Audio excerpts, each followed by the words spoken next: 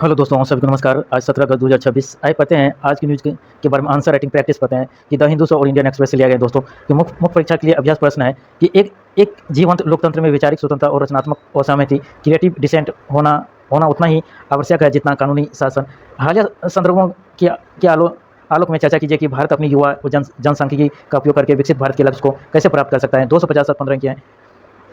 इसका moral answer पढ़ते हैं कि इंट्रो में कि स्वतंत्रता या रचनात्मक असहमति या क्रिएटिव डिसेंट किसी भी जीवंत लोकतंत्र की आत्मा है जहाँ कानून का शासन व्यवस्था को स्थायित्व प्रदान करता है। वहीं वैचारिक स्वतंत्रता और रचनात्मक असहमति समाज को गतिशीलता और नवाचार सुधार का मार्ग दिखाता है। वर्तमान में जब भारत 2047 तक विकसित भारत बनने का लक्ष्य लेकर चल रहा है, तब देश के 65% से अधिक युवा जनसंख्या की डेमोग्राफिक डिबेट का सही उपयोग करने के लिए लोकतांत्रिक मूल्यों की यह गुलबंदी अत्यंत अनिवार्य हो जाती है।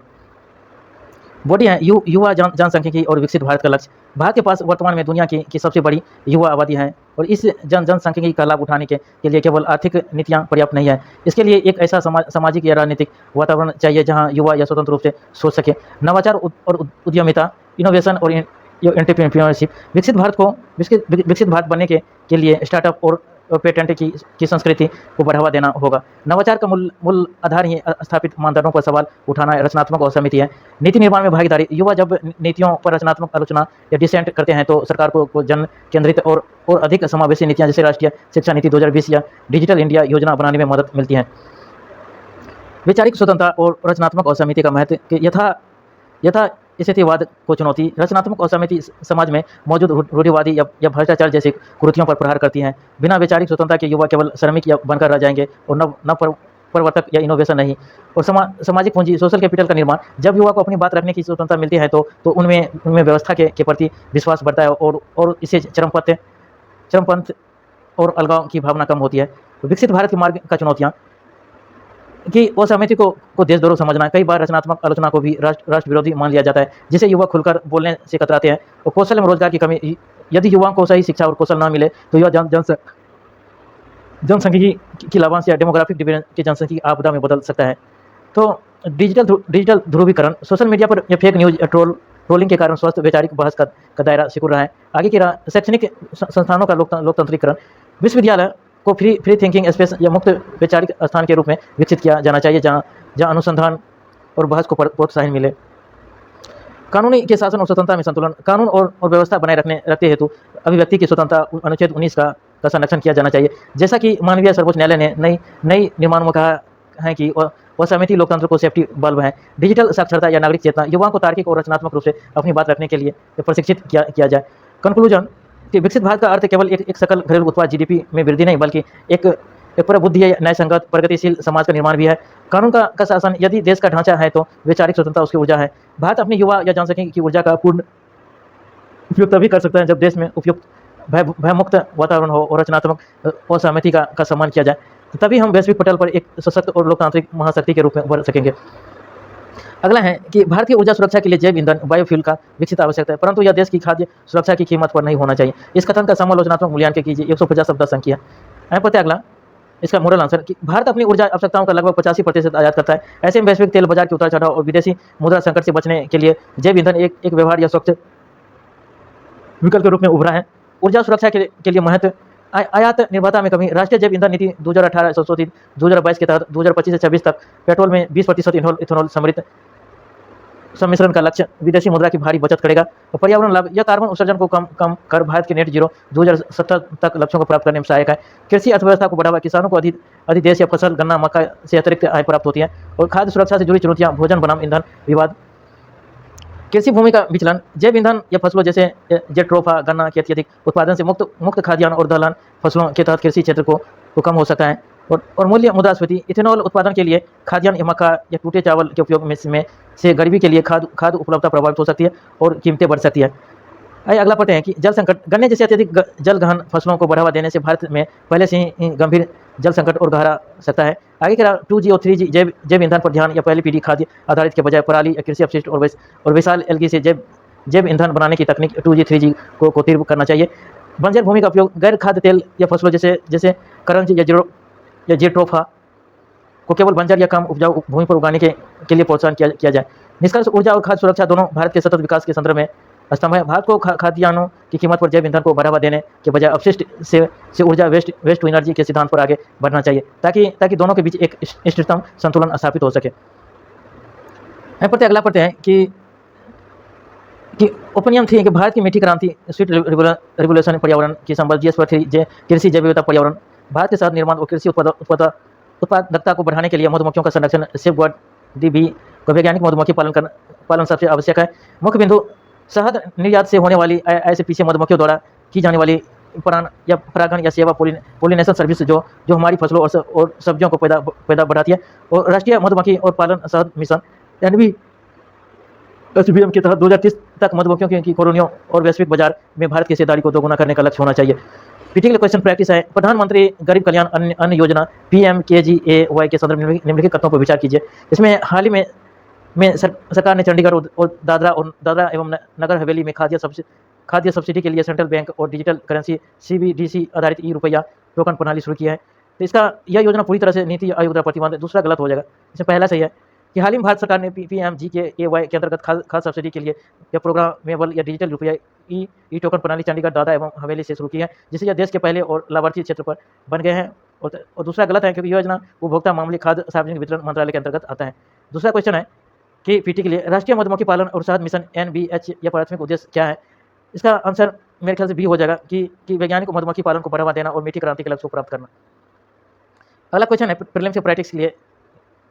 अगला है टॉपिक है विषय सी, विचार की स्वतंत्रता और आंतरिक सुरक्षा, फ्रीडम ऑफ थॉट या इंटरनल सिक्योरिटी। चर्चा के स्वतंत्रता दिवस के भाषण के संदर्भ में हथियारी या नक्सल बनाम दिमागी नक्सल की शब्दावली पर संपादकीय समीक्षा है। मुख्य बिंदु सुरक्षा के दृष्टिकोण से हिंसक या उग्रवाद और वैचारिक मतभेद या डिसेंट के बीच के अंतर स्पष्ट करना। लोकतांत्रिक या पाठ्यक्रम जो है GS2 या 3 मूल अधिकार अनुच्छेद 19 आंतरिक सुरक्षा। पीटी के लिए क्वेश्चन प्रैक्टिस है कि भारत में निर्वाचन क्षेत्र के परिसीमन डेलिमिटेशन के संदर्भ में निम्नलिखित तत्वों पर विचार कीजिए। जैसे पहला है कि परिसीमन आयोग के आदेशों को किसी भी न्यायालय में चुनौती नहीं दी जा सकती है। दूसरा, परिसीमन आयोग के आदेश जब लोकसभा या विधानसभा के समक्ष रखे जाते हैं तो उनमें कोई संशोधन नहीं किया जा सकता। इसका पहला दूसरा सही है कि संविधान के अनुच्छेद 82 और 329A के तहत या परिसीमन आयोग के फैसलों को अदालत में चुनौती नहीं दी जा सकती है और विधायिका इसमें बदलाव नहीं कर सकती है। मेंस के लिए क्वेश्चन प्रैक्टिस है कि क्या एक राष्ट्र एक चुनाव का प्रशासनिक दक्षता की वेदी पर भारत के संघीय ढांचे और लोकतांत्रिक जवाबदेही से समझौता करता है। समालोचनात्मक विश्लेषण के जो 250-15 किए हैं। मॉडर्न आंसर हो जाएगा प्रस्तावित संक्षिप्त परिचय दे और लोकसभा विधानसभा चुनाव को एक सीधा जोड़े और चुनाव खर्च में कमी, नीतिगत निरंतरता और आदर्श आचार संहिता के बार लागू न होने से और प्रासंगिक जनशक्ति की बचत, विपक्ष में तर्क संख्या चिंताएं या क्षेत्रीय दलों और स्थानीय मुद्दों के कमजोर होने का खतरा, अनुच्छेद 356 का संभावित दुरुपयोग और SR बम्बई मामले 1994 के तहत संघवाद को बुनियादी ढांचा का मनाने का उल्लंघन है। और निष्कर्ष एक संतुलित मार्ग की सिफारिश करे, जैसे कि स्थानीय निकायों को अलग रखकर केवल 2 चरणों या संसद और विधानसभा के समकालीकरण पर आम सहमति बनाए। अगला क्वेश्चन है कि भारतीय राज्य परिसीमन अनुच्छेद या 82 अभ्यास प्रश्न है। पहला प्रश्न है भारत के संविधान के अनुच्छेद 82 के प्रावधान के अनुसार प्रत्येक जनगणना या पश्चात लोकसभा और राज्यसभा की सीटों का समायोजन या रीजस्टमेंट किसके द्वारा किया जाता है। तो इसका आंसर बी हो जाएगा, संसद द्वारा निर्मित कानून के अनुसार या प्राधिकरण। भारत के संविधान के अनुच्छेद 82 के तहत लोकसभा, राज्यसभा, विधानसभाओं की सीटों का समायोजन संसद द्वारा बनाए गए कानून एवं आधार पर एक निर्दिष्ट प्राधिकरण या परिसीमन आयोग द्वारा किया जाता है। अगला क्वेश्चन है, दूसरा क्वेश्चन है कि परिसीमन आयोग या डेलिमिटेशन कमीशन की संरचना में निम्नलिखित में से या कौन सा शामिल होता है। इसका आंसर हो जाएगा सी कि सर्वोच्च न्यायालय को सेवानिवृत्त न्यायाधीश। परिसीमन आयोग की अध्यक्षता सर्वोच्च न्यायालय के एक सेवानिवृत्त या पदासीन न्यायाधीश द्वारा की जाती है। इसका आंसर सी हो जाएगा। तीसरा है भारतीय संविधान किस संशोधन द्वारा एक तय किया गया कि लोकसभा और राज्य विधानसभाओं की सीटों का कुल आधार वर्ष 2026 तक नहीं बदलेगा और 1971 की जनगणना के आधार पर। तो इसका आंसर ये हो जाएगा या 84वें संशोधन अधिनियम 2001। 84वें संशोधन अधिनियम 2001 में लोकसभा और राज्य विधानसभाओं की सीटों की कुल संख्या में किसी भी तरह के परिवर्तन पर रोक को वर्ष 2026 तक बढ़ा दिया है। यहाँ पर अगला है कि 4 है भारत में परिसीमन या डेलिमिटेशन के सिद्धांतों के संबंध निम्नलिखित कथनों में से कौन सा कथन सही है। तो इसका आंसर बी हो जाएगा। राज्यों के भीतर निर्वाचन क्षेत्रों का परिसीमन इस प्रकार किया जाता है कि सभी निर्वाचन क्षेत्र की जनसंख्या यथासंभव समान हो। और परिसीमन का मुख्य उद्देश्य राज्यों के भीतर निर्वाचन क्षेत्रों की सीमाओं को इस प्रकार खींचना और प्रत्येक निर्वाचन क्षेत्र में मतदाताओं की संख्या लगभग समान हो। अगला है कि भारत के संविधान के अनुसार राज्यों को लोकसभा में सीटों आवंटित करने के लिए किस वर्ष की जनगणना को आधार बनाया गया है। तो इसका आंसर बी हो जाएगा 1971 कि राज्यों के बीच लोकसभा सीटों का आवंटन 1971 की जनगणना के आधार पर तय किया गया था और इसे 84वें संविधान संशोधन अधिनियम द्वारा 2026 तक स्थिर कर दिया गया। इसका आंसर बी हो जाएगा। अगला है पीटी के लिए क्वेश्चन प्रैक्टिस है कि क्वेश्चन है कि foreign asset of small tax payer disclosure first DES के संदर्भ में निम्नलिखित तत्वों पर विचार कीजिए। पहला है छोटे करदाताओं के लिए अधोषित विदेशी संपत्ति की घोषणा हेतु एक अस्थायी स्वच्छ टैक्स अनुपालन या खिड़की विंडो है। इस योजना के तहत कोई भी या करदाता या अधिकतम 5 करोड़ रुपए की अघोषित विदेशी संपत्तियों का विवरण प्रस्तुत कर सकता है। इसका आंसर 2 हो जाएगा, पहला गलत है। कि क्यों यह निश्चित अवधि 16 अगस्त से 31 सितंबर 2026 की लाई गई वन टाइम्स एक बार की स्वैच्छिक घोषणा योजना न कि अस्थायी है। दूसरा सही है। यह योजना के लिए कोई भी करदाता या अधिनियम 5 करोड़ रुपये तक की अधोषित संपत्ति का विवरण प्रस्तुत कर सकता है। भारत में मीठी क्रांति स्वीट रिवोल्यूशन प्रकृति या कृषि परिस्थिति के संदर्भ में निम्नलिखित तत्वों को विचार कीजिए। इसमें दूसरा सही है कि पहला गलत है कि राष्ट्रीय मधुमक्खी पालन शहद मिशन का प्राथमिक उद्देश्य केवल शहद निर्माण को बढ़ावा देना। नहीं, पहला गलत है। दूसरा सही है कि मधुमक्खी कृषि क्षेत्र में बिना किसी लागत के या परागण पोलिनेशन या सेवाएं प्रदान कर खाद्य सुरक्षा सुनिश्चित करती है। तो दूसरा सही है, पहला गलत है। मेंस के लिए क्वेश्चन प्रैक्टिस है। पहला क्वेश्चन है कर अनुपालन या इकोनॉमी टैक्सेशन से लिया गया GS 3 से कि टैक्स कंप्लायंस या कर अनुपालन को बढ़ाने के लिए या दंडात्मक उपायों से अधिक प्रभावी या स्वैच्छिक या प्रकटीकरण योजनाएं या वॉलंटरी या डिस्क्लोजर स्कीम को हो सकती है। हाल ही में घोषित या फास्ट या DES योजना के आलोक में चर्चा कीजिए कि यह किस प्रकार भारत के मध्यवर्गीय या करदाताओं के व्यवहारिक मुद्दों का यह समाधान करती है। 150 10 की है। मैं 35 मिनट के बारे में दंडात्मक उपायों की तुलना में यह स्वैच्छिक या प्रकटीकरण योजना या VDS करदाताओं के व्यवहार में बदलाव लाकर या कर अनुपालन या टैक्स कंप्लायंस को बढ़ाने में अधिक व्यवहारिक या सिद्ध होती है। हाल ही में अधिसूचित छोटे करदाताओं की विदेशी या आस्तियों का या प्रकटीकरण योजना 2026 फास्ट TDS इसका उत्कृष्ट उदाहरण है और मध्यवर्गीय करदाताओं और व्यवहारिक मुद्दों का समाधान। यह योजना विशेष रूप से वैश्विक IT पेशेवरों या छात्रों और विदेशों से लौटे या प्रवासियों और NRI जैसे मध्यवर्गीय करदाताओं की निम्नलिखित व्यवहारिक समस्याओं को दूर करती है। अनजाने में हुई चूक या इनएवर्टमेंट एरर का नियमीकरण। कई करदाताओं या जानकारी के अभाव में विदेश बैंक खाते या ESOP या म्यूचुअल फंड को ITR के शेड्यूल FA में दर्ज नहीं कर पाते थे और फास्ट TDS उन्हें इस भूल को सुधारने का अवसर देता है और जटिल या मुकदमाओं और भारी जुर्मानों से मुक्ति। ब्लैक मनी एक्ट 2015 के तहत सामान्य 120% देनदारी या 30% कर प्लस 90% जुर्माना और अभियोजन या प्रोसिक्यूशन का प्रावधान है। या फास्ट या DS इस डर को समाप्त कर पूर्ण कानूनी या उन्मुक्ति लीगल इम्यूनिटी प्रदान करता है। तार्किक कर और शुल्क ढांचा या रेशनल टैक्स स्ट्रक्चर श्रेणी 1 1 करोड़ रुपए तक की अघोषित विदेशी आय आस्तियों पर प्रभावी 60% तक कर या 30% कर प्लस 30% अतिरिक्त शुल्क देकर मामला सुलझाया जा सकता है। श्रेणी 2 वैध विदेशी आय जिस पर कर चुकाया जा सका या जो गैर निवासी रहते हुए अर्जित की गई थी पर मात्र 1 लाख रुपये का एक मुक्त शुल्क देकर 5 करोड़ रुपए तक की आस्तियों की विसंगतियों को दूर किया जा सकता है। प्रक्रियात्मक या सरलता या प्रोसीजरल एस यह योजना 16 अगस्त से 31 सितंबर 2026 तक पूरी तरह से ऑनलाइन और डिजिटल माध्यम से संचालित है जिससे करदाताओं को प्रशासनिक उत्पीड़न का सामना नहीं करना पड़ता है। निष्कर्ष फास्ट TDS योजना उत्पीड़नकारी दंडात्मक तंत्र के बजाय विश्वास आधारित या प्रशासन या ट्रस्ट बेस्ड या गवर्नेंस को बढ़ावा देती है और जिससे मध्यवर्गीय को या आर्थिक मुख्यधारा में मानसिक शांति के साथ यह शामिल होने का मार्ग प्रशस्त होता है।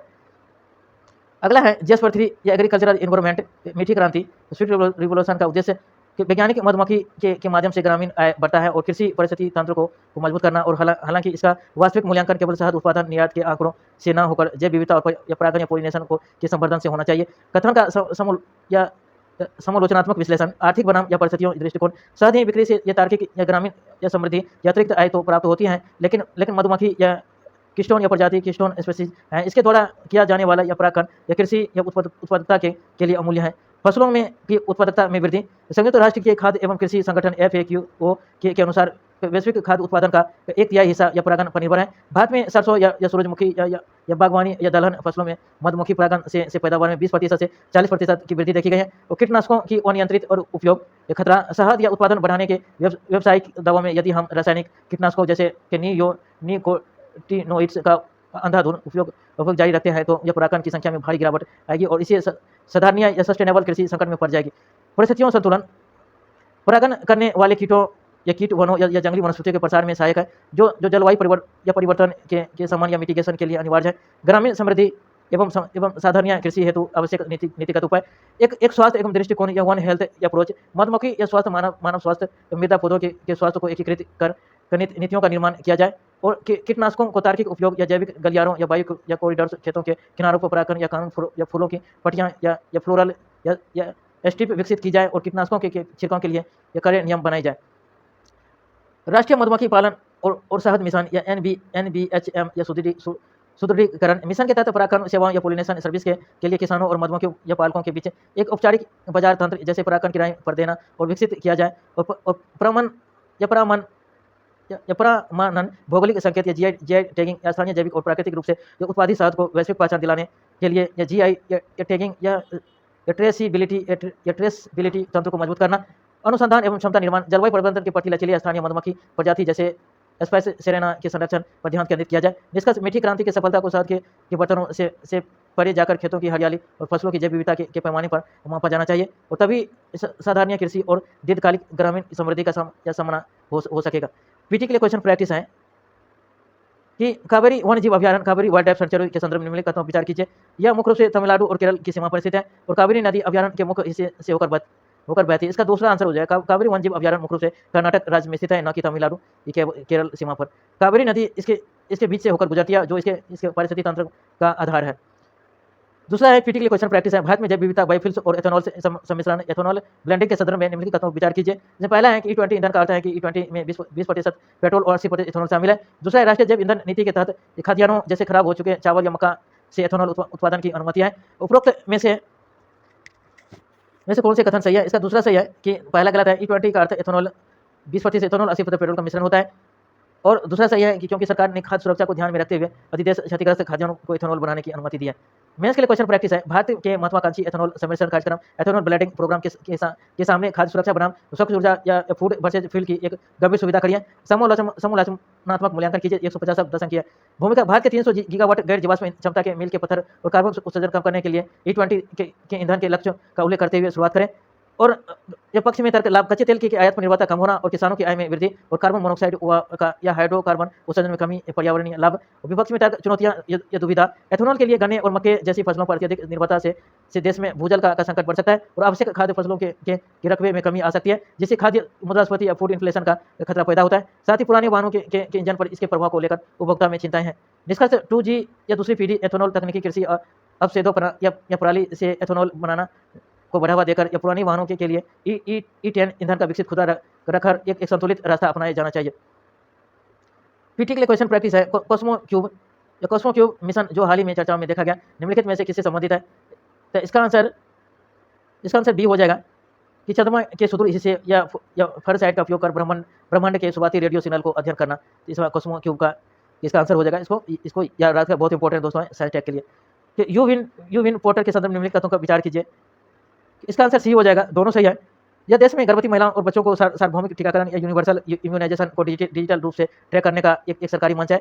इसका उपयोग हाल ही में स्कूलों में HPV वैक्सीन के पंजीकरण और सहमति के लिए किया जा रहा है। इसका दोनों सही है। GS3 अंतरिक्ष प्रौद्योगिकी के लिए है कि इसका मेंस के लिए क्वेश्चन है चंद्रमा का सुदूर हिस्सा या फार साइड या खगोल विंडो के लिए ब्रह्मांड के गाढ़े रहस्यों को जानने का एक प्राकृतिक ढाल या नेचुरल शील्ड ये बनता है जा रहा है। इस कथन के आलोक में या कॉस्मो क्यूब मिशन के महत्व या अंतरिक्ष अनुसंधान में रेडियो तरंगों के व्यवधान की चुनौतियां की विवेचना कीजिए। 150 शब्द 10 अंकीय।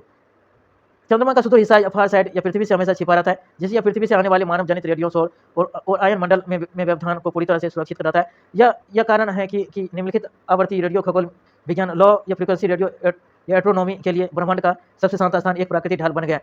चंद्रमा का सुदूर हिस्सा या फार साइड की प्राकृतिक ढाल नेचुरल शील्ड या कॉस्मो क्यूब मिशन का महत्व पता है। पहला प्रकृति ढाल या नेचुरल शील्ड पृथ्वी का रेडियो शोर या अवरुद्ध आयन मंडल या व्यवधान से मुक्ति और ब्रह्मांड या भोर की साफ खिड़की। कॉस्मो क्यूब मिशन का महत्व है कि यह डार्क एजेस का अध्ययन और 21 सेंटीमीटर हाइड्रोजन रेखा खोज या डार्क मैटर या प्रभाव को मैपिंग।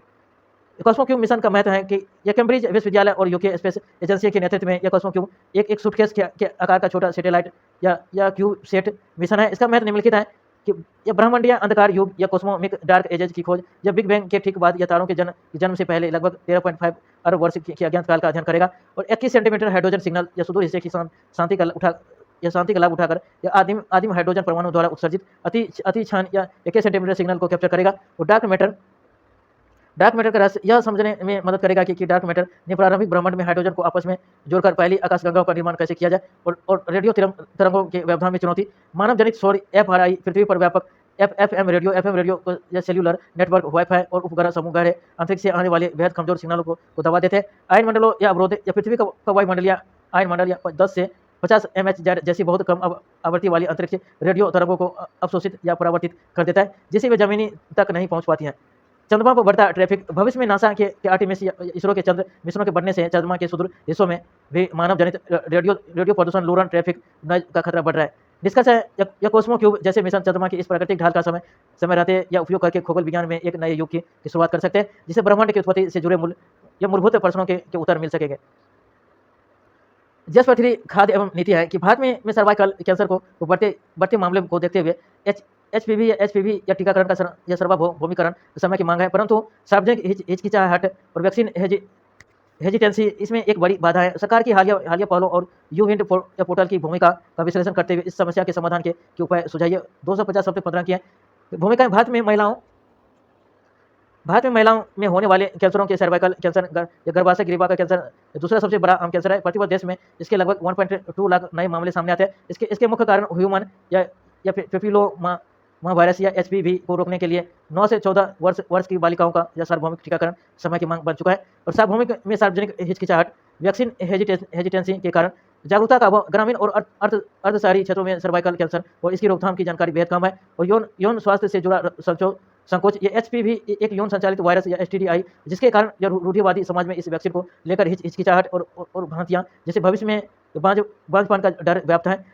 सुरक्षा दुष्प्रभावों की चिंताएं। नई वैक्सीन के दीर्घकालिक प्रभावों को लेकर माता पिता में भय की सहमति होना और सरकार की हालिया पहले और राष्ट्रीय टीकाकरण अभियानों में शामिल करने का योजना। और सरकार द्वारा या चरणबद्ध तरीके से 9 से 14 वर्ष की लड़कियों के लिए या स्कूल आधारित एचपीवी टीकाकरण अभियान शुरू करने की घोषणा की गई। और स्वदेशी वैक्सीन या सर्वैक सीरम या इंस्टीट्यूट ऑफ इंडिया SIA द्वारा निर्मित भारत की पहली स्वदेशी क्वाड्रीवैलेंट एचपीवी वैक्सीन या सर्वैक को मंजूरी दी गई है, जिससे लागत में भारी कमी आई है और आयात पर निर्भरता खत्म हुई है।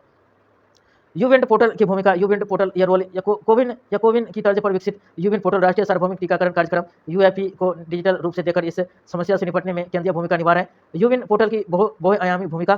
पहला है डिजिटल ट्रेनिंग, स्वचालित रिमाइंडर और भ्रांतियों का निवारण। डिजिटल ट्रैकिंग या पंजीकरण या ड्रोन ट्रैकिंग या स्वचालित रिमाइंडर या MMS द्वारा अलर्ट और या भ्रांति का निवारण, विश्वसनीय डेटा या प्रमाणन। डोज ट्रैकिंग या पंजीकरण। यह 9 से 14 वर्ष की प्रत्येक या लक्षित बालिका के पंजीकरण और टीकाकरण की तारीख और छूटी हुई खुराक या डिफॉल्टर को ट्रैक करने के लिए वन स्टॉप डिजिटल प्लेटफॉर्म है। स्वचालित रिमाइंडर SMS अलर्ट। माता पिता के मोबाइल पर खुराक के संबंध में स्वचालित संदेश भेजे जाते हैं, जिससे या भूलने की वजह से छूटने वाले टीकाकरण की समस्या समाप्त होती है। या भ्रांतियों का निवारण और प्रमाणन। पोर्टल पर उपलब्ध या प्रमाणिक डेटा या टीकाकरण के बाद मिलने वाले डिजिटल सर्टिफिकेट या वैक्सीन के प्रति विश्वसनीयता और पारदर्शिता को बढ़ावा देना। और समस्या समाधान के उपाय। स्कूल आधारित या आउटरीच या स्कूल लेड या कैंपेन। शिक्षा मंत्रालय के सहयोग से सरकारी और निजी स्कूलों में विशेष टीकाकरण दिवस आयोजित किए जाने चाहिए, क्योंकि यहाँ लक्षित आयु को वर्ग आसानी से उपलब्ध होता है। सामुदायिक और धार्मिक नेतृत्व की भागीदारी की भ्रांतियों को दूर करने के लिए कि आशा या कार्यकर्ताओं या स्थानीय प्रभावशीलताओं या व्यक्तियों को या धार्मिक और नेताओं को शामिल कर जागरूकता अभियान चलाना चाहिए। और यौन स्वास्थ्य से कलंक, स्टिग्मा हटाना और संचालन अभियानों से में इस बात पर बल दिया जाना चाहिए कि यह वैक्सीन कैंसर से बचाव के लिए न केवल यौन संचालित बीमारी है। सब्सिडी और मुक्त विवरण। सब्सिडी या सर्वैक को आयुष्मान भारत और सार्वजनिक स्वास्थ्य केंद्रों के माध्यम से कि समाज के वंचित और आर्थिक रूप से कमजोर वर्गों को पूरी तरह मुक्त उपलब्ध कराया जाए। निष्कर्ष HPV टीकाकरण का सार्वभौमिकरण भारत को सर्वाइकल कैंसर मुक्त बनाने का एक ऐतिहासिक अवसर प्रदान करता है। यूविन जैसी तकनीकी पहलू को यदि संवेदनशील समुदाय संवाद या मजबूत लॉजिस्टिक का स्थान मिले तो सामाजिक हिचकिचाहट को पार कर स्वास्थ्य सुरक्षा के लिए यह प्रतिमा स्थापित कर सकता है। राज्य लोक सेवा आयोग या स्टेट विशेष या वन लाइनर तथ्य। याद रखें, चंद्रमा का वह हिस्सा जो कभी पृथ्वी से दिखाई नहीं देता उसे लूनर फोरसाइट कहा जाता है, जहाँ पृथ्वी के मोबाइल या टीवी और सैटेलाइट का सिग्नल रेडियो शोर नहीं पहुंचता है। तो यह खगोलीय अध्ययन के लिए यह सबसे शांत जगह है। परीक्षा उपयोगी तथ्य हैं कि भारत में यूनिवर्स या यूनियनाइजेशन प्रोग्राम UAP को पूरी तरह से डिजिटल बनाने के लिए कोविन की तर्ज पर यूविन नेटवर्क को संचालित किया जा रहा है। क्वेश्चन प्रैक्टिस है PT के लिए कि हाल ही में चर्चा में रहा या मक्का समझौता निम्नलिखित में से कौन से देश के बीच एक सामूहिक रक्षा ढांचा है। इसका आंसर हो जाएगा बी हो जाएगा कि सऊदी अरब, तुर्की और पाकिस्तान के। हमें पता है यह समझौता सऊदी अरब, तुर्की और पाकिस्तान के बीच हुआ था कि मक्का समझौता, कि इसकी यह बी हो जाएगा सऊदी अरब, तुर्की और पाकिस्तान के बीच मक्का समझौता। इसको याद करना दोस्तों, बहुत इंपॉर्टेंट है। भारत इथेनॉल सम्मेलन कार्यक्रम इथेनॉल ब्लेंडिंग प्रोग्राम के संदर्भ में निम्नलिखित तो विचार कीजिए। इसमें E20 इथेनॉल लगता है, पेट्रोल में 20% इथेनॉल का मिश्रण सही है। और इथेनॉल के अत्यधिक उत्पादन से देश की खाद्य सुरक्षा और जल सुरक्षा के विपरीत प्रभाव पड़ सकता है। और भारत की सभी पुरानी कॉर्पोरेट आधारित दो पहिया गाड़ियों को बिना किसी तकनीकी बदलाव की E20 ईंधन का प्रयोग कर सकती है। इसका आंसर तीसरा गलत है, पहला दूसरा सही है कि क्योंकि पुरानी BS4 या कार्बोरेटर वाली गाड़ियों E20 होने से ओवरहीट हो सकती है और उसके रबर सील खराब हो सकती है। मुख्य परीक्षा के लिए मेंस के लिए क्वेश्चन प्रैक्टिस है कि जीएस पेपर 2 अंतर्राष्ट्रीय संबंध से बदलते पश्चिमी एशिया भू राजनीतिक परिदृश्य और सैन्य संगठनों के बीच भारत को किसी एक गुट में शामिल होने के बजाय अपनी रणनीतिक स्वायत्ता या स्ट्रेटेजिक ऑटोनॉमी को मजबूत करना चाहिए और आलोचनात्मक मूल्यांकन कीजिए। 250 15 की है। आई पर उसका मॉडल आंसर कहती है कि सऊदी अरब, तुर्की, पाकिस्तान के नए त्रिकोण या मक्का पैक्ट का इजराइल या हमास ईरान संघर्ष का उल्लेख करें। मुख्य भाग भारत की वर्तमान नीतियां इजराइल और यूएई का झुकाव के प्रभाव, भारतीय हितों को खतरा, ऊर्जा सुरक्षा, जो खाड़ी देशों में भारतीय प्रवासी होमोर्जे जलमूल मध्य में सुरक्षा और रणनीतिक स्वायत्ता की आवश्यकता क्यों है ताकि किसी भी की ब्लॉक का हिस्सा बने बिना मध्यस्थ की भूमिका निभाई जा सके। निष्कर्ष, भारत को एक संतुलित और सक्रिय क्षेत्रीय रणनीति अपनानी चाहिए। और GS3 अर्थव्यवस्था एवं पर्यावरणीय, भारत का E20 एथेनॉल सम्मिश्रण लक्ष्य जहां एक तरफ ऊर्जा आत्मनिर्भरता को बढ़ावा देता है, वहीं दूसरी तरफ एक खाद्य सुरक्षा और जल स्थिरता के लिए गंभीर चुनौतियों खड़ी करता है। इस कथन के आलोक में एथेनॉल स्थिति का विश्लेषण कीजिए। 150 शब्द 10 अंक है। E20 लक्ष्य क्या है? इसका अर्थ है कि आयात बिल कम करना, स्पष्ट करें। चुनौतियां खाद्यान्न या मक्का धान ईंधन में या कार्बोजन या गन्ने की खेती में ब्लू वाटर की अत्यधिक खपत, पुरानी गाड़ियों की तकनीकी अक्षमता। समाधान 2G कचरे या पराली से बने वाली इथेनॉल पर ध्यान देना और प्रतिवर्ष रिवर्सिबल नीतिगत निर्णय लेना। और निष्कर्ष, पर्यावरण और खाद्य सुरक्षा के बीच संतुलन जरूरी है। मुख्य मेंस के लिए क्वेश्चन प्रैक्टिस है कि संसदीय प्रणाली के विपरीत राष्ट्रपति शासन प्रणाली के विपरीत संसदीय प्रणाली में सरकार का कार्यकाल या निश्चित नहीं होता है। यह विधायिका के विश्वास या नो या कॉन्फिडेंस मोशन पर निर्भर करती है। जबरन निश्चित काल थोपने से लोकतांत्रिक पुनरावृत्ति रीसेट को अधिकार प्रभावित होगा। क्षेत्रीय मुद्दों की अपेक्षा एक साथ चुनाव होने पर राष्ट्रीय स्तर के बड़े दल और राष्ट्रीय मुद्दे हावी हो जाते हैं, जिससे राज्यों की स्थानीय और क्षेत्रीय मुद्दों की अपेक्षा होने का खतरा है। मेंस के लिए क्वेश्चन प्रैक्टिस है कि प्रारंभिक परीक्षा अभ्यास प्रश्न PT MCQ प्रश्न लोकसभा और राज्यसभा विधानसभा के परिसीमन के संदर्भ में निम्नलिखित का विचार कीजिए। इसका आंसर हो जाएगा कि पहला है कि यह संविधान का अनुच्छेद 82 संसद के प्रत्येक जनगणना के बाद परिश्रम अधिनियम लागू करने का अधिकार देता है। परिश्रम आयोग के आदेश को केवल भारत के सर्वोच्च न्यायालय में चुनौती दी जा सकती नहीं। दूसरा गलत है। 24वें संविधान संशोधन अधिनियम के लोकसभा सीटों को पूर्ण समायोजन पर लगी रोक 2026 को बढ़ाया जा सकता है। इसका पहला और तीसरा सही आंसर इसका बी हो जाएगा।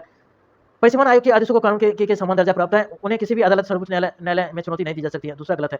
मेंस के लिए क्वेश्चन प्रैक्टिस है राज्य व्यवस्था और संघवाद GS2 क्या एक राष्ट्र एक चुनाव का प्रस्ताव भारत के संघीय ढांचे और संसदीय जवाबदेही की कीमत पर प्रशासनिक दक्षता को बढ़ावा देना या आलोचनात्मक मूल्यांकन कीजिए। 250 शब्द 15 की है। एक चुनाव एक राष्ट्र चुनाव, वन नेशन वन इलेक्शन के परिभाषित करें और पक्ष में क्या है? प्रशासनिक दक्षता, चुनाव के खर्च में कमी, बार आचार संहिता लागू होने से नीतियों में रुकावट की रुकना और प्रशासनिक या अमले या सुरक्षा बलों के बेहद उपयोग। विपक्ष में तर्क, संघीय लोकतांत्रिक चिंताएं, संसदीय लोकतंत्र की मूल भावना के खिलाफ और विश्वास परस्तों की स्थिति में संकट, क्षेत्रीय दलों और स्थानीय मुद्दों को कमजोर होना, राज्यों की स्वायत्ता पर प्रभाव। निष्कर्ष आगे, प्रशासनिक एकरूपता लाने के प्रयास में लोकतांत्रिक जवाबदेही और संघवाद से समझौता नहीं किया जाना चाहिए।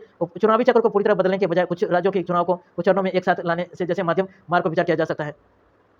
PT के लिए क्वेश्चन प्रैक्टिस है मर्चेंट डिस्काउंट रेट MDR के संदर्भ में निम्नलिखित कदम विचार कीजिए कि वह यह शुल्क जो एक व्यापारी को अपने ग्राहकों से डिजिटल भुगतान या स्वीकार करने के लिए या बैंक को देना होता है। भारत में वर्तमान में भीम UPI द्वारा किए गए सभी लेनदेन पर व्यापारियों के लिए MDR पूरी तरह से शून्य अनिवार्य है।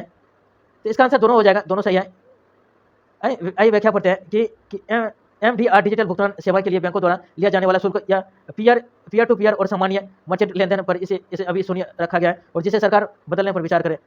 दूसरा है कि विदेशी मुद्रा अनिवासी या बैंक FCNRB खातों के संबंध में निम्नलिखित में से कौन सा कथन सही है? इसका आंसर बी हो जाएगा। इन खातों में जमा राशि पर मिलने वाले ब्याज भारत में आयकर से पूरी तरह मुक्त होता है।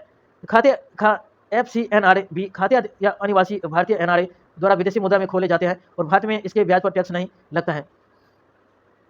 मेंस के लिए क्वेश्चन प्रैक्टिस है कि GS3 अर्थव्यवस्था हालिया आंकड़े के दर्शाते हैं कि डिजिटल भुगतान में तीव्र उछाल के बावजूद भारतीय अर्थव्यवस्था में नकद या कैश की मांग और प्रचलन सभी भी सुदृढ़ बना हुआ है। और इस विरोधाभास के कारण का विश्लेषण कीजिए और तथा भारत को पूर्णतः लेस कैश की अर्थव्यवस्था बनाने वाले या प्रमुख चुनौतियों की चर्चा कीजिए। 150 शब्द संख्या है। मॉडल आंसर हालिया रिपोर्ट में यूपीआई दर का 18.7% होना और सर्कुलर में 13% की वृद्धि का संदर्भ देते हुए शुरुआत करें। और कैश की मांग के कारण अनौपचारिक अर्थव्यवस्था इनफॉर्मल सेक्टर का बढ़ावा आकर ग्रामीण क्षेत्रों में डिजिटल बुनियादी ढांचों की कमी और MDR या शुल्क लगने का डर, गोपनीयता चिंताएं और चुनौतियां, साइबर सुरक्षा, धोखाधड़ी, साइबर फ्रॉड और वित्तीय साक्षरता, फाइनेंशियल लिटरेसी का अभाव और डिजिटल कनेक्टिविटी की क्षेत्रीय असमानता एक संतुलित दृष्टिकोण को समझाए जहां बिना किसी अतिरिक्त वित्तीय बोझ जैसे विवेकपूर्ण MDR के डिजिटल अवसंरचना को सुरक्षित बनाई जाए। पीटी के लिए क्वेश्चन प्रैक्टिस है। राष्ट्रीय हरित हरित भारत मिशन जीआईएम के संदर्भ में निम्नलिखित कथनों पर विचार कीजिए। इसमें पहला है कि यह जलवायु परिवर्तन के राष्ट्रीय कार्य योजना एनएपीसीसी के तहत 8 मिशनों में से एक है। दूसरा गलत है, इसका प्राथमिक लक्ष्य केवल नए क्षेत्रों के वृक्षारोपण करना, न कि मौजूदा वनों की गुणवत्ता में सुधार करना। दूसरा गलत है, यह मिशन भारत के पेरिस समझौते के तहत 2030 तक अतिरिक्त कार्बन सिंक बनाने के लक्ष्य एनडीसी का समर्थन करता है। इसका पहला और तीसरा सही है, दूसरा गलत है। जीआईएम का उद्देश्य 5 मिलियन हेक्टेयर में वन वृक्ष आवरण बढ़ाना है और अन्य 5 मिलियन हेक्टेयर में मौजूदा वन आवरण को गुणवत्ता में सुधार करना है। दूसरा है कि इको सेंसिटिव जोन ईएसजेड के संदर्भ में निम्नलिखित कथनों में से कौन सा सही है? इसका आंसर बी हो जाएगा। इसके तहत राष्ट्रीय उद्यानों के चारों ओर डिफॉल्ट रूप से 10 किलोमीटर तक के क्षेत्रों को बफर जोन घोषित किया जा सकता है। इसके तहत राष्ट्रीय उद्यानों को चारों ओर डिफॉल्ट रूप से 10 किलोमीटर के तहत क्षेत्र को बफर जोन घोषित किया जा सकता है। ईएसजेड को पर्यावरण संरक्षण अधिनियम 1986 के तहत अधिसूचित किया जाता है और इसमें सभी गतिविधियों का पूर्ण प्रतिबंध होना नहीं होता है, बल्कि कुछ गतिविधियां या प्रतिबंध कुछ विनियमित रेगुलेटेड या कुछ अनुमत होती है। मैथ्स के लिए क्वेश्चन प्रैक्टिस जीएस पेपर 3 पर्यावरण और परिस्थितियां कि हाल ही में किया सीएजी द्वारा उजागर की गई यह कमियों भारत मिशन जीआईएम की संरचना और बजटीय सीमाओं को दर्शाती है। यह विश्लेषण कीजिए कि यह विफलताएं अंतर्राष्ट्रीय मंचों पर भारत की जलवायु या प्रतिबद्धता एनडीसी को कैसे प्रभावित कर सकती है। इसके माध्यम के उपाय को सुलझाए 250/15 की है। भूमिका 17 अगस्त 2026 की कैंग रिपोर्ट का हवाला देते हुए बताएं कि जीआईएम के लक्ष्यों में 91% 87% की कमी दर्ज की गई है, जो चिंताजनक है। मुख्य भाग के कारण बजटीय आवंटन की कमी या प्रस्तावित 10.6 के करोड़ या बनाम आवंटित 1.1 के करोड़ अंतर या विभागीय समन्वय या सीएएमपीए और एमजीएनआरईजी के साथ की कमी को रेखांकित करें और मुख्य भाग वैश्विक प्रस्ताव या पेरिस समझौते के तहत भारत के 2.5 या 3 बिलियन टन कार्बन सिंक बनाने के लक्ष्य को पाने वाले नकारात्मक असर को समझाए और आगे के फंड का समय पर निर्माण निर्गमन और पारदर्शी ऑडिटिंग नगर का आयोजन और जैसे संबंध योजना के साथ एकीकरण या पर्यावरणीय आधारित या आउटकम लिंकेड का वित्तीय ढांचा। स्टेट पीसीएस के लिए भूगोल एवं पर्यावरण क्या है? इको सेंसिटिव या जोन ईएसजेड के बफर दायरे को कम करने की मांग और पीछे आर्थिक विकास या बनाम पर्यावरण संरक्षण का दोगंत छिपा है और काजीरंगा राष्ट्रीय उद्यान के हालिया संदर्भ में इस कथन का समालोचनात्मक विवेचना कीजिए। 200 शब्द और दशक है। उत्तर है कि काजीरंगा राष्ट्रीय उद्यान के बफर क्षेत्र को 10 किलोमीटर से घटाकर 1 किलोमीटर करने की असम सरकार की हालिया योजना को संक्षेप में बताए। मुख्य भाग विकास पक्ष बुनियादी ढांचे का निर्माण और स्थानीय आबादी का शहरी विकास और व्यावसायिक गतिविधियों को गति मिलना और संरक्षण का पक्ष या पशु गलियारों को विखंडन, बाढ़ के समय जानवरों के पलायन में बाधा जैसे कार्बी या अगलोंग पहाड़ियों की ओर जाना और जैव विविधता का ह्रास। निष्कर्ष सतत विकास सस्टेनेबल डेवलपमेंट के सिद्धांत को अपनाते हुए पर्यावरण प्रभाव या आकलन ईआईए के आधार पर ही बफर जोन की सीमाओं का तार्किक निर्धारण किया जाना चाहिए। तो महाराष्ट्र में भूकंपीय स्वाम या अर्थक्वेक स्वाम या महाराष्ट्र के समाचार। महाराष्ट्र के विभिन्न हिस्सों के विशेषकर या नासिक या पालघर नागपुर में पिछले पखवाड़े में लगभग 29 घंटे भूकंप दर्ज किए गए, जिन्होंने या सिस्मोलॉजिस्टिक भूकंपीय या स्वाम अर्थक्वेक स्वाम कह रहे हैं। भूकंपीय स्वाम या छोटे भूकंपों की एक सिलसिला होता है जो किसी एक क्षेत्र में बिना किसी बड़े या मुख्य झटके या मेन हॉक के छोटे समय के लिए आते हैं। भारत का डेक्कन ट्रैप के क्षेत्रीय संरचनात्मक रूप से पूरी तरह स्थिर नहीं है। टेक्टोनिक तनाव या स्थानीय या जल भूगर्भीय परिवर्तन हाइड्रो या जियोलॉजिकल या चेंजेज के कारण यहाँ अक्सर ऐसे स्वाम देखे जाते हैं। यूपीएससी लिंक जीएस पेपर 1 या भौतिक भूगोल भूकंप जैसे परिस्थिति आपदा प्रबंधन या प्राथमिक या ब्रह्मांड के असामान्य ब्लैक होल या unusual black hole at cosmic dawn समाचार। जेम्स वेब या स्पेस टेलीस्कोप जीडब्ल्यूएसटी के बिग बैंग के मात्र 660 बिलियन वर्ष बाद अस्तित्व में रहे एक अस्तित्व ब्लैक होल या सुपर मैसिव ब्लैक होल की खोज की गई। मुख्य बिंदु यह ब्लैक होल हाइड्रोजन गैस के एक वैध या घने आवरण या कोलोसल या कोकोन ऑफ गैस से घिरा हुआ है। गैस के कारण प्रकाश इस प्रकार बिखरता है कि यह ब्लैक होल अपने वास्तविक या द्रव्यमान से 100 गुना तक बड़े दिखाई देते हैं और इससे वैज्ञानिक को प्रारंभिक या ब्रह्मांड में ब्लैक होल के विकसित को समझने में नई अंतर्दृष्टि मिलेगी। यूपीएससी पाठ्यक्रम है जीएस 3 अंतरिक्ष या प्रौद्योगिकी या भारत की आंतरिक पर्यवेक्षण लागत की चुनौती। इंडिया स्पेस लॉन्च या कोस्ट लॉन्च की हिंदू साइंस है कि रिपोर्ट के अनुसार लागत प्रभावित छवि के बावजूद भारत की प्रति इकाई या अंतरिक्ष पर्यवेक्षण या लागत 13,302 किलोग्राम वैश्विक औसत या 3,868 किलोग्राम से अधिक बनी हुई है। मुख्य बिंदु वर्तमान में भारत विदेशी लॉन्चर पर अपनी निर्भरता कम करने और निजी क्षेत्र जैसे स्काई रूट या एरोस्पेस को विक्रम के माध्यम से अपनी लागत को प्रतिस्पर्धी बनाने का प्रयास कर रहा है। यूपीएससी पाठ्यक्रम लिंक जीएस 3 विज्ञान एवं प्रौद्योगिकी विकास। स्वास्थ्य सेवा में artificial intelligence AI optimism health care के समाचार। वैश्विक स्तर पर स्वास्थ्य प्रणालियों जैसे अमेरिका का एफडीए के ब्रिटेन एनएचएस में नैदानिक या कार्रवाई या डायग्नोस्टिक वर्क फ्लो के लिए एआई का उपयोग तेजी से बढ़ रहा है। भारत जैसी जटिल स्वास्थ्य संरचनाओं देश के लिए तकनीकी है। देश की तकनीकी प्राथमिक चिकित्सा के असर को बदल सकती है। यूपीएससी के लिए लिंक है, जैसे तिथि आईटी और एआई का अनुदान। पैक्स सिलिका क्या है, ये पर भूमिका है कि अमेरिका अपने वैश्विक भागीदारियों को चीन में एआई ढांचे के खिलाफ पैक्स सिलिका के पहल के एकजुट कराए और ताकि सेमीकंडक्टर और एआई मॉडल की आपूर्ति श्रृंखला को सुरक्षित किया जा सके। यूपीएससी पाठ्यक्रम है JS2 अंतर्राष्ट्रीय संबंध, JS2 साइबर सुरक्षा तकनीकी। पीटी के लिए क्वेश्चन पर हाल ही में समाचारों में रहे कि भूकंपीय स्वाम या अर्थक्वेक स्वाम के संदर्भ में निम्नलिखित विचार कीजिए या बिना किसी एक बड़े झटके या मेन स्ट्रोक के क्षेत्र में आने वाले कई लघु तीव्रता वाली भूकंपों का अनुक्रम है। भारत की द्वितीय पठार या डेक्कन ट्रैप या पूरी तरह से भूकंप क्षेत्र में होने के कारण यहाँ की सभी स्वाम नहीं आ सकते हैं। इसका आंसर पहला सही है। तो दूसरा गलत है कि हाल ही में स्वाम में कोई एक बड़ा भूकंप झटका नहीं होता है। दूसरा गलत है क्योंकि महाराष्ट्र में डेक्कन ट्रैप में हाल ही में कई भूकंप स्वाम दर्ज की गई है। मैथ्स के लिए क्वेश्चन प्रैक्टिस GS3 विज्ञान एवं प्रौद्योगिकी की अंतरिक्ष अपनी लागत या प्रभावी कॉस्ट इफेक्ट की छवि के बावजूद भारत की प्रति इकाई अंतरिक्ष प्रक्षेपण लागत और विदेशी लॉन्चर पर नियंत्रण निर्भरता जैसी चुनौतियों का सामना करना पड़ रहा है। और भारत की अंतरिक्ष अर्थव्यवस्था में इसी मुद्दे के कारण की समीक्षा कीजिए और रणनीतिक स्वच्छता हासिल करने के उपाय सुझाइए। 250 शब्द की भूमिका। वैश्विक औसत या 3,868 किलोग्राम की तुलना में भारत की उच्च परीक्षण लागत 13,302 किलोग्राम को उल्लेख करते हुए शुरुआत करें। मुख्य भाग कारण है कि भारी उपकरणों के लिए घरेलू या हेवी लिफ्ट लॉन्चर जैसे GSLV या MK सेकंड की समिति क्षमताओं की कमी, पुनः प्रयोजन या रॉकेट या रीयूजेबल लॉन्च व्हीकल तकनीकी का पूर्ण विकास न होना और निजी क्षेत्र की सीमित भागीदारी। उपाय इन स्पेस और स्काई रूट जैसे स्टार्टअप्स को बढ़ावा देना, सेमीकंडक्टर आत्मनिर्भरता और रीयूजेबल रॉकेट तकनीकी में निवेश बढ़ाना। निष्कर्ष लागत प्रतिस्पर्धा सुधारने से भारत वैश्विक या कमर्शियल स्पेस मार्केट में अग्रणी बना सकता है। पीटी के लिए है विकसित भारत 2027 कार्यान्वयन के संदर्भ में निम्नलिखित कथनों पर विचार कीजिए। इसके तहत भारतीय शासन और राज्य विधानसभा में महिलाओं के लिए 33% आरक्षण के कार्यान्वयन को प्राथमिकता दी गई है और यह रणनीति केवल तकनीकी विकास केंद्रित, इसमें दुर्लभ खनिजों क्रिटिकल मिनरल्स के रणनीतिक उपाय को शामिल नहीं किया जा सकता है। इसका पहला सही है कि दूसरा गलत है कि क्योंकि सरकार ने विकसित भारत को रोडमैप महिला सशक्तिकरण और 33% आरक्षण को आवश्यक माना है। दूसरा गलत है भारत के दुर्लभ खनिजों आधुनिक तकनीकों दोनों क्षेत्र में अपनी वैश्विक भूमिका पर मजबूत कर रहा है। यह रणनीति केवल तकनीकी और दुर्गम खनिजों की रणनीति वायु है। दूसरा गलत है, पहला सही। मेंस के लिए क्वेश्चन प्रैक्टिस है। सच्चा लोकतांत्रिक विकास केवल प्रशासनिक दक्षता से नहीं बल्कि वैचारिक स्वतंत्रता और नागरिक के अधिकारों के संरक्षण से सुनिश्चित होता है।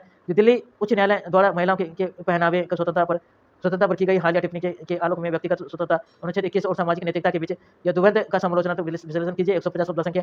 JS3 आंतरिक सुरक्षा के विकास, आर्थिक समृद्धि और तकनीकी प्रगति के समांतर भारत को अपनी आंतरिक और सीमा पर सुरक्षा चुनौतियों के लिए एक नम रणनीतिक दृष्टिकोण न्यू स्ट्रेटेजिक अप्रोच की आवश्यकता है। विकसित भारत 2047 के विजन को प्राप्त करने में आने वाली आर्थिक सुरक्षा संबंधी बाधाओं को चर्चा कीजिए। 250 शब्द। पहला है कि दिल्ली उच्च न्यायालय में टिप्पणी की गई व्यक्तिगत की स्वतंत्रता, अनुच्छेद 21 सामाजिक नैतिकता के बीच में पुराने द्वंद्व को पुनः चर्चा में ला दिया गया। व्यक्तिगत स्वतंत्रता बनाम सामाजिक नैतिकता, अनुच्छेद 21 का विस्तार। भारतीय संविधान का अनुच्छेद 21 केवल जीवन जीने का नहीं बल्कि गरिमा जीवन का अधिकार देता है। इसमें पहनावे, भोजन और जीवन साथी की पसंद की स्वतंत्रता शामिल है। और सामाजिक नैतिकता का दबाव समाज अक्सर परंपरा और संस्कृति के नाम पर व्यक्तिगत प्राथमिकता नियंत्रित करने का प्रयास करता है और सार्वजनिक व्यवस्था को नैतिकता के आधार पर राज्य भी इस प्रकार की प्रतिबंध अनुच्छेद 19 पर लगा सकता है। और द्वंद्व का समालोचनात्मक विश्लेषण कीजिए। संविधान नैतिकता सर्वोपरि है। न्यायपालिका के बार स्पष्ट किया गया है कि संविधान की नैतिकता या कॉन्स्टिट्यूशनल मोरालिटी को सामाजिक नैतिकता और सोशल मोरालिटी के ऊपर होना चाहिए। बहुमत की पसंद किसी कि नागरिक के मूल अधिकारों को नहीं छीन सकती। प्रासंगिकता, दक्षता बनाम स्वतंत्रता। जैसा कि प्रश्न में कहा गया है कि सच्चा विकास केवल नियमों को लागू करने या प्रशासनिक दक्षता से नहीं आता है। इसके लिए वैचारिक स्वतंत्रता और अधिकारों का संरक्षण आवश्यक है। पहनावे की स्वतंत्रता पर चोट नागरिक की स्वतंत्रता पर चोट है। निष्कर्ष व्यक्तिगत स्वतंत्रता और सामाजिक अपेक्षा में संतुलन आवश्यक है। हालांकि संतुलित नागरिक अधिकारों की कीमत पर नहीं होना चाहिए। एक जीवन लोकतंत्र की वही है जहां कानूनी रूढ़िवादी सामाजिक मानदंडों के बजाय संवैधानिक मूल्यों को संचालित हो। JS3 आंतरिक सुरक्षा विकसित भारत 2047 तक विजन। इसका आंसर पहले भी पढ़ दिया था दोस्तों, थोड़ा बहुत पढ़ते हैं। तकनीकी प्रगति निर्भर है बल्कि इसके लिए सुरक्षित अस्थिर आंतरिक वातावरण होना चाहिए और बिना सुदृढ़ आंतरिक सुरक्षा के आर्थिक लाभ अस्थायी नहीं रह सकते हैं।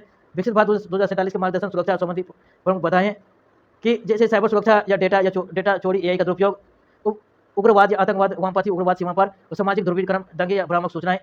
साइबर सुरक्षा, डिजिटल संप्रभुता, तकनीकी प्रगति के साथ भारत साइबर हल्कों, डेटा चोरी, महत्वपूर्ण बुनियादी ढांचे जैसे पावर ग्रिड, बैंकिंग पर खतरा का सामना कर रहा है। और डिफेक्ट और एआई का दुरुपयोग आंतरिक अशांति फैलाने के लिए किया जा सकता है। वामपंथी या उग्रवाद, LWE, हालिया नक्सलवाद में कमी आई है लेकिन विकास से अछूते दूरदराज के क्षेत्रों में यह अभी भी पूरी तरह समाप्त नहीं हुआ है। यह बुनियादी ढांचे के विकास से सड़क, मोबाइल टावर में बाधा डालता है और सीमा पार आतंकवाद या हाइब्रिड वॉरफेयर को जम्मू कश्मीर और पूर्वोत्तर में सीमा पार से मिलने वाले समर्थन के कारण उग्रवाद नई तकनीकों जैसे ड्रोन द्वारा हथियार और ड्रग्स की तस्करी के साथ जीवित है। कट्टरपंथ और सामाजिक या ध्रुवीकरण, सोशल मीडिया के माध्यम से फैलने वाली फर्जी खबरें, फेक न्यूज के हाइब्रिड खतरे ये समाज को धार्मिक और जातीय आधार पर विभाजित करते हैं, जैसे कि दंगे या अशांति फैलाते हैं।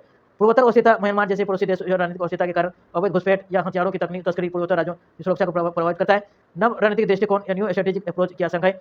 तकनीकी संचालित सुरक्षा या पारंपरिक या पुलिसिंग के स्थान पर एआई, बिग डेटा या या प्रेडिक्टिव या इंटेलिजेंस का उपयोग बढ़ावा होगा। और अंतर एजेंसी समन्वय और राष्ट्रीय राष्ट्रीय सुरक्षा परिषद एनएससी या राष्ट्रीय जांच एजेंसी एनआईए राष्ट्रीय पुलिस बलों के बीच या रियल टाइम डेटा साझाकरण को मजबूत करना और साइबर कमांड या स्थापित करना। युद्ध के नए मोर्चे साइबर स्पेस से निपटने के लिए एक समर्पित या आधुनिक साइबर डिफेंस कमांड की आवश्यकता है। सुरक्षा के साथ विकास उग्रवाद या प्रभावित क्षेत्रों में केवल सैन्य बल नहीं बल्कि शिक्षा, रोजगार और बुनियादी ढांचे को विकास या हिल डेवलपमेंट अप्रोच अपनाना होगा।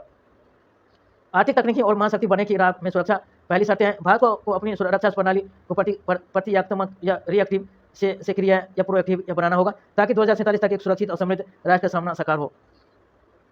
पीटी के लिए क्वेश्चन प्रैक्टिस है कि अंतर्राज्य नदी जल विवाद के संदर्भ में निम्नलिखित बातों पर विचार कीजिए। संविधान का उल्लेख है 262 संसद को अंतर्राज्य नदी या नदी घाटिया के जल के उपयोग या वितरण या नियंत्रण के संबंध में किसी भी विवाद के न्याय निर्णय का अधिकार देता है। इस अनुच्छेद के तहत संसद द्वारा बनाए गए कानून के माध्यम से सर्वोच्च न्यायालय या किसी अन्य न्यायालय के क्षेत्राधिकार को ऐसे विवाद का या प्रतिबंध किया जा सकता है। इसका आंसर दोनों हो जाएगा। अनुच्छेद 262 के संसद को यह शक्ति देता है कि अनुच्छेद 262 के तहत संसद कानून बनाकर सर्वोच्च न्यायालय सहित किसी न्यायालय को ऐसे मामले का हस्तक्षेप करने से रोक सकती है जिसे अंतर्राज्य जल विवाद अधिनियम। मुख्य मेंस के लिए क्वेश्चन प्रैक्टिस है। राज्य व्यवस्था में शासन ई कैबिनेट डिजिटल गवर्नेंस की दिशा में बढ़ते कदम को कामकाज को बचत नहीं बल्कि प्रशासनिक जवाबदेही या सर्कुलर को बढ़ावा देकर संसद के माध्यम दिल्ली सरकार के हालिया निर्णयों के आलोक में इस कथन का मूल्यांकन कीजिए कि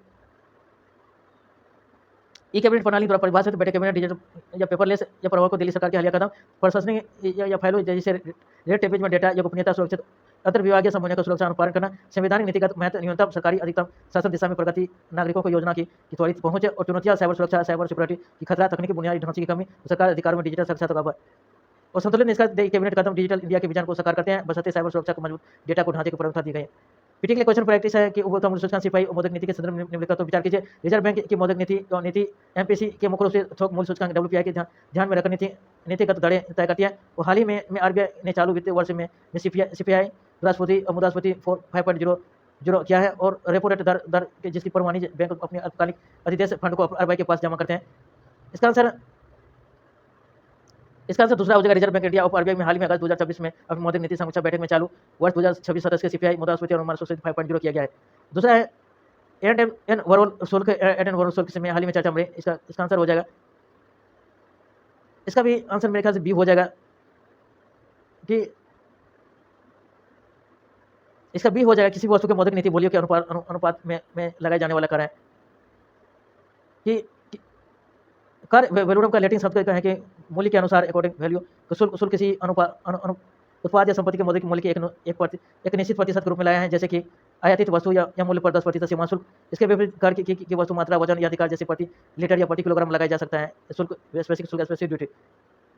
भारत सरकार द्वारा ब्रिक्स पर्यावरण कार्य समूह बैठक की मेजबानी किया है। भारत सरकार ब्रिक्स अध्यक्षता 2026 के तहत 17 अगस्त 2026 को नई दिल्ली में भारत मंडपम के वरिष्ठ अधिकारियों के तहत आयोजित की गई। 18 अगस्त को 12वीं ब्रिक्स पर्यावरण मंत्री को बैठक की गई और सुदृढ़ीकरण, नवाचार, सहयोगी, सतत विकास या बिल्डिंग रेसिलियंट इनोवेशन या कोऑपरेटिव या सस्टेनेबल भारत द्वारा चिन्हित 4 प्राथमिकता वाले सतत जीवन या शैली को बढ़ावा देना, प्रोमोटिंग सस्टेनेबल लाइफ टाइम और वनीकरण या अग्नि प्रबंधन के आपदा को निवारण, अफवाह को सुदृढ़ीकरण और चक्रीय अर्थव्यवस्था, सेकुलर और अपशिष्ट प्रबंधन, जलवायु अनुकूलन या एडेप्टेशन और पारंपरिक ज्ञान का उपयोग और परीक्षा के लिए महत्व, JASP2 अंतर्राष्ट्रीय संगठन, JASP3 पर्यावरण और जलवायु परिवर्तन।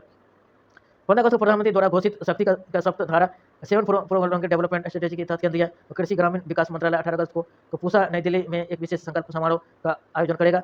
मुख्य बिंदु इसके तहत 6 करोड़ लखपति दीदी बनाने की ग्रामीण अर्थव्यवस्था में महिला नारी शक्ति की भागीदारी को दृष्टि एवं ग्रामीण विकास को मुख्य धारा से जोड़ने का संकल्प लिया गया है। सब धारा के 7 आयामों विनिर्माण में को कृषि प्रौद्योगिकी, बुनियादी ढांचा, रक्षा, हरित नीली अर्थव्यवस्था, ग्रीन ब्लू इकोनॉमी की सॉफ्ट पावर, JASP3 की महिला आधारित अधिकारिता सरकारी योजना, JASP3 कृषि एवं भारतीय अर्थव्यवस्था या सेना प्रमुख जनरल धीरज सेठ की आधिकारिक नेपाल यात्रा और भारतीय सेना प्रमुख जनरल धीरज सेठ 17 से 19 अगस्त 2026 तक नेपाल आधारित यात्रा पर है। प्रमुख घटना नेपाल के राष्ट्रीय रामचंद्र या पौडेल द्वारा उन्हें नेपाली सेना के मानव या general honorary rank of the general of the Nepali army का विशिष्ट उपाधि सम्मानित किया गया है। दोनों देशों के सेनाओं के बीच एक अद्वितीय ऐतिहासिक परंपरा है। JASP2 भारत उसके पड़ोसी संबंध रोटी बेटी का रिश्ता है। भारतीय समाज JASP2 संघवाद और जनसंख्या की जहां भारत के कुछ हिस्से जनसंख्या की लावा डेमोग्राफिक डिपेंडेंट का अनुभव कर रहे हैं, वही दक्षिणी और परिसंपत्तीय राज्य जनसंख्या की संकट दूध विरोधी समाज को और तेजी से बढ़ रहा है। वो आंतरिक जनसंख्या की असमानता को सिल्वर सिल्वर इकोनॉमी में से उभरती सामाजिक आर्थिक प्रभावों को चर्चा की गई। वर्ष 2026 में भारत की संभावित संसदीय परिसीमन के संदर्भ में निम्नलिखित चिंताओं को स्पष्ट की 250 शब्द की भूमिका। भारत में राष्ट्रीय स्तर पर औसत आयु कम है, लेकिन दक्षिणी राज्यों जैसे केरल, तमिलनाडु और फैसिलिटी रेट TRF को रिप्लेसमेंट लेवल से काफी नीचे जा चुका है। जबकि भारत में जैसे बिहार राज्य की युवाओं को अधिक और सिल्वर इकोनॉमी और चुनौतियां बुजुर्गों को बढ़ती आबादी के कारण स्वास्थ्य देखभाल खर्च में वृद्धि, सामाजिक सुरक्षा, पेंशन का बोझ, कार्यबल या लेबर फोर्स में कमी और आंतरिक असमानता कि उत्तर से दक्षिण की ओर समर माइग्रेशन बढ़ेगा, जिससे सामाजिक भाषाएं समझने की आवश्यकता होगी। परिसीमन डिलिमिटेशन और संसदीय चिंताएं 84 में संविधान संशोधन द्वारा लोकसभा सीटों में फ्री 2026 में समाप्त हो रहे हैं और जनसंख्या नियंत्रण में बेहतर प्रदर्शन करने वाले दक्षिणी राज्य की चिंतित है और विशुद्ध जनसंख्या की आधारित सीट आवंटन संसद में उनका प्रतिनिधित्व घट जाएगा और उत्तरी राज्य को बढ़ जाएगा और आपदा तमिलनाडु सिटी में कमी होना और यूपीआई के बढ़ना। निष्कर्ष एक संतुलित और राजकोषीय रणनीतिक मॉडल जैसे वित्त आयोग की जनसंख्या की प्रदर्शन और संकेतित की आवश्यकता और ताकि जनसंख्या की नियंत्रण करने वाले राज्यों को दंडित ना होना। फिल्म के क्वेश्चन भारतीय ब्रिक्स से अधिकता 2026 के तहत निम्नलिखित पर्यावरण के समूह EWS के बैठक के संदर्भ में है कि इसका सी हो जाएगा पहला तीसरा इस वर्ष में वर्ष थीम सुदृढ़शीलता, नवाचार, सहयोग, सतत विकास। ब्रिक्स पर्यावरण समूह या EWG की स्थापना 2015 के मॉस्को में की गई है कि हाल ही में समाचार में सस्ती सख्त धारा है कि इसका भी हो जाएगा 7 फॉर्म क्षेत्रों में विकास के माध्यम से 2047 तक विकसित भारतीय लक्ष्य प्राप्त करना और भारत नेपाल मध्य के बीच रणनीतिक संबंधों को निम्नलिखित तत्वों पर विचार कीजिए। इसका सी हो जाएगा दोनों सही के मानद या जनरल की उपाधि देशों में सेनाओं के प्रमुख प्रारंभिक रूप से दूसरे देश को द्वारा दी जाने वाली सर्वोच्च सैन्य परंपरा है। सूर्य किरण की भारत नेपाल बीच आयोजित होने वाले द्विपक्षीय संकेत है। थैंक यू दोस्तों, आज तक इतना ही। Thank you.